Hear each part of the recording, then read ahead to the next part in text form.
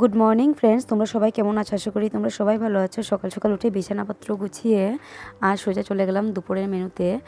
দেখো এখানে সব কিছু দুপুরের রান্নাবান্না আজ নিজে হাতে কমপ্লিট করলাম। ফ্রাইড রাইস বানিয়েছিলাম, কাতলা মাছের কালিয়া, কাতলা মাছ ভাজি, তারপর লোকাল চিকেন বানিয়েছিলাম। আমার আজ 5 নম্বর মামা এসেছেন।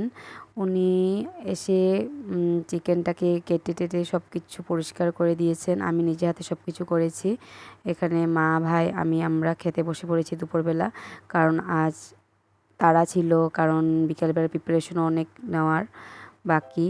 দেখো এখানে ভাই আর বোন মিলে বার্থডে সেলিব্রেশনের জন্য সব কিছু সাজানো কমপ্লিট করে দিয়েছে ওরা।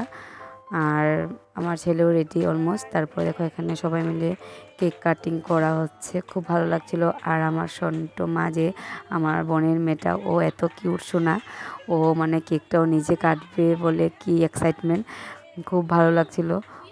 ওকেও আজ আমার ছেলের জন্মদিনে ওকে পেয়েও আমি অনেক খুশি। আর তোমরা সবাই প্লিজ আমার ছেলেকে আশীর্বাদ করো, যাতে আগামীকাল যাতে পড়াশুনো করে অনেক বড় হতে পারে, আর সব কিছুর বিপদ থেকে যেন ও রক্ষা পায়, সবসময় যেন ভালো থাকে, এটাই তোমাদের কাছ থেকে আমি চাইবো। তোমরা ওকে আশীর্বাদ করো।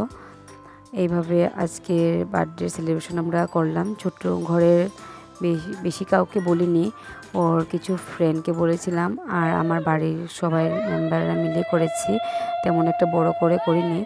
দেখো এখানে ওকে আশীর্বাদ দেওয়ার সময় লাইনটা অলমোস্ট চলে গেল, তারপর এসে পড়েছে সাথে সাথে। তারপর রাত্রেবেলা বানিয়েছিলাম লুচি, তারপর ছোলা বানিয়েছিলাম, মাটনের কিমা দিয়ে ছোলা বানিয়েছিলাম, খুব ভালো হয়েছিল খেতে। তারপর এখানে পায়েস বানিয়েছি, বেশি কিছু আর করিনি। তারপর দেখো এখানে বড় কাকিও এসে ওকে আশীর্বাদ করলো।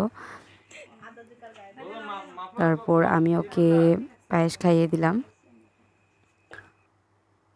কীভাবে যে ছেলে বড় হয়ে যাচ্ছে ভাবলে মনটা খুব আনন্দ লাগে, যে সেই দিনের আমার গতন আজ বড় হয়ে যাচ্ছে।